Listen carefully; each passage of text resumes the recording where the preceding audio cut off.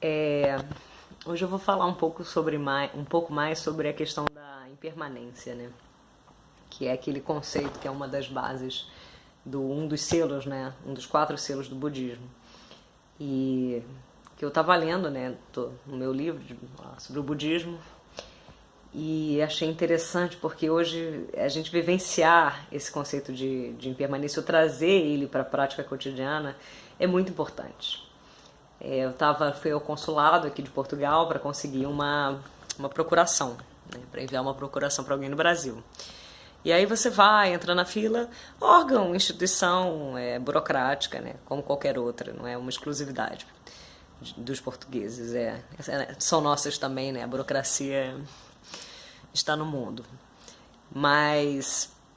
E aí eu entrei na fila, peguei o papel e ganhei uma senha. Só que, como a senha foi chamada antes de eu ter a possibilidade de preencher o papel, eu tive que entrar novamente na fila. E aí eu entrei na fila pela segunda vez tentando preencher o papel. Só que aí chegou a minha vez de novo, eu ganhei a senha e a senha novamente foi chamada e, óbvio, eu não tinha terminado, então não podia ser atendida, porque eles só recebem o papel quando o papel está pronto. E aí, cara, é muito interessante, porque eu fui pegar a senha pela segunda vez e falei, não dá pra me dar uma outra senha mais pra frente e tal. E claro que não, né? As regras são regras, né? Elas estão ali, essa coisa do jeitinho brasileiro só funciona mesmo no Brasil, né? E isso foi interessante, porque na hora que o cara me disse não pela segunda vez, aquilo praticamente me desestruturou. Sabe, eu fiquei com raiva, eu fiquei, ai que saco, tipo, pela terceira vez vou ter que voltar. Aí você começa a reclamar, né? Você começa a reclamar porque a reclamação faz parte das nossas frustrações, né? A reclamação é fruto direto das nossas frustrações. E aí eu parei, assim, fiquei na fila, fiquei olhando pra baixo, assim, e falei, cara, eu vou meditar. Porque às vezes a gente tem aquela concepção de que para meditar a gente precisa estar no alto de uma montanha, de frente para uma praia, e aí com o som, né, dos passarinhos cantando aquelas músicas, meio igual aquelas cenas da Branca de Neve, né? Ela com os passarinhos lá, lindos, maravilhosos, só que não é bem assim. E aí parei assim na fila, comecei a olhar para o chão, porque eu falei, bom, não vou fechar meu olho aqui agora.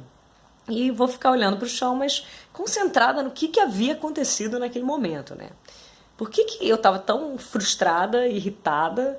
Por que aquilo conseguiu, assim, me tirar da minha paz? Uma coisa tão pequena, um não que eu recebi. Não pode, volta pra... Sabe uma coisa assim? Aí você olha pro cara já com uma cara, né, como se a culpa fosse dele. E aí a gente adora arrumar um bode expiatório. E isso é natural. E aí eu comecei a meditar ali sobre o que tinha acontecido e lembrei desse conceito da impermanência. E fiquei pensando que é muito... Pensar na impermanência é entender que quando você está, vamos supor, pensar num pedacinho de isopor em cima, né, boiando num mar. Vai ter uma hora que vai passar um vento e vai jogar ele para um lado, depois vai vir uma marolinha, aí depois vem um vendaval e aí as ondas viram, sabe, tsunamis no meio do oceano e ele está sendo jogado de um lado para o outro e ele não tem controle sobre aquilo. Vai ter uma hora que vai vir um peixe, vai bicar, dar uma bicadinha nele, tem uma hora que vem um pássaro, tem um dia que vai chover, tem um dia que vai, sabe, que um dia que vai fazer um sol de rachar. E ele não... Esse bloquinho de isopor, e aí é uma metáfora, né, para nós mesmos, não adianta a gente ter a ilusão de que a gente tem o controle de todas as situações da vida, né? E quando eu fui para ali, quando eu entrei a segunda vez na fila, na verdade, eu criei uma expectativa, eu criei uma ilusão, eu botei na minha cabeça, eu me idealizei uma cena de que eu seria atendida, eu ganharia o bilhetinho para não precisar voltar mais uma vez para a fila, para conseguir o que eu queria. E aí, quando essa ilusão foi frustrada, eu tive que, né, eu fiquei resistindo a lidar com ela, em vez de simplesmente aceitá-la, né, e voltar ali a ser um bloquinho de isopor sendo levado de um lado para o outro. E aí eu fiquei pensando que quando a gente pensa, né, nessa coisa da impermanência, a gente está sempre tentando aplicar isso para coisas muito maiores, ou muito grandes, ou muito drásticas, né? Como uma morte, ou um fim de um relacionamento. Ah, tudo bem, as coisas não são feitas para durarem para sempre, não sei o quê. Só que não, só que esse é um conceito que eu, nesse momento, sabe, ficou muito claro, que estava ali numa coisa muito pequena, que foi a minha capacidade de saber lidar com aquela situação, de entender que o erro foi meu, de querer achar que eu tinha o controle determinado daquilo, como se eu fosse uma diretora, né, e roteirista, e que eu tivesse escrito a cena, e eu estivesse dirigindo a cena, e quisesse tão obsessivamente, né, controlar tão minimamente os fatos e os atos, né, dos atores, a ponto de que se um ator piscasse de uma maneira mais longa, ou se ele respirasse um pouco mais profundamente do que eu estava esperando, né, eu pudesse parar a cena, corta, vamos fazer de novo, né, até a respiração, até o suor, até tá tudo debaixo do meu controle. Quando a vida não é assim, né, gente? A vida é o próprio ensaio, né? Você não tem um ensaio para a peça final. O ensaio é a própria peça. É reality show, né? Sem Boninho, sem ninguém dirigindo por trás. Fazendo edição pós, né? Também tem isso. E aí ficou muito claro, cara, que realmente a gente tem que aplicar certos conceitos ou certas compreensões, né?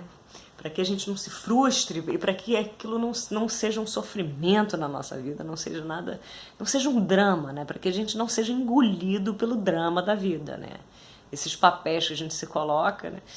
E para a gente não ficar, né, se repetindo neles. E aí depois que eu tive aquele insight, aquela iluminação, aquela meditação, que eu fiz aquilo ali na fila, né, claro, assim, né, fiquei olhando assim para baixo, porque eu falei, pô, se eu fechar o olho aqui também o povo vai achar que eu tô dormindo de pé, ou que eu sou meio doida. Então vamos camuflar, né, vamos botar uma mascarazinha, né, e mesmo não precisando delas, né. E aí fiquei quieta, fiquei meditando e quando eu entendi isso, cara, eu falei, olha que ótimo, eu tô aqui pela terceira vez na fila, sabe, ninguém morreu, o mundo não acabou, isso não foi nenhuma tragédia, e voltei ao meu estado pacífico, o estado que eu tinha saído de casa para resolver as coisas, né? Isso é muito bom. Enfim, foi só um insight compartilhando aqui com vocês. Vai que alguém, de repente, vive algum momento desses e, né, pode pensar nisso. Beijo.